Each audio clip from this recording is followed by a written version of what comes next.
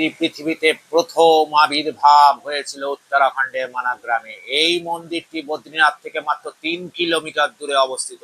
এই জায়গাটিকে দেশের শেষ গ্রামও বলা হয়, কিন্তু এখন প্রধানমন্ত্রী নরেন্দ্র মোদীর উদ্যোগে এটি ভারতের প্রথম গ্রামে পরিণত হয়েছে, যেখানে মা সরস্বতী মন্দির রয়েছে। মানা গ্রাম উত্তরাখণ্ডের চামোলি জেলায় অবস্থিত, যা ভারতের একেবারে প্রান্তে অবস্থিত। এই মন্দিরের নাম সরস্বতী মন্দির। এটি বিশ্বাস করা হয় যে দেবী সরস্বতী যখন মহাবিশ্বে আবির্ভূত হন, তখন তিনি এই স্থানে আবির্ভূত হয়েছিলেন। কথিত আছে দেবী সরস্বতী এখনো এখানে অবস্থান করেন এবং সমস্ত ভক্তদের ইচ্ছা পূরণ করেন।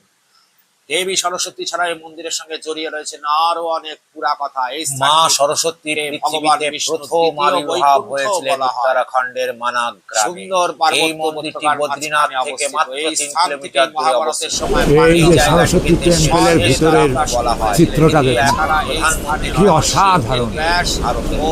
দেবতা গণেশের একটি এখানে মা করা হয়। এখানে মানাগ্রাম গণেশজি আছে, যা ভারতের একেবারে ওখানে হনুমানজি, এই মন্দিরের নাম আর সামনে বিশ্বাস করা হয় দেবী সরস্বতীর আকারে মহাবিশ্বে আবির্ভূত হন। তখন তিনি স্থানীয় গঙ্গা যমুনা সরস্বতী আছে। দেবী সরস্বতী মন ভরে যাবে এখানে অবস্থান করে। বিষ্ণু এবং সমস্ত ভগবান কথা এই কাহিনী। দেবী সরস্বতী ছাড়াও সরস্বতীর সঙ্গে জড়িয়ে আরো অনেক সম্পদা কথা। এই স্থানটি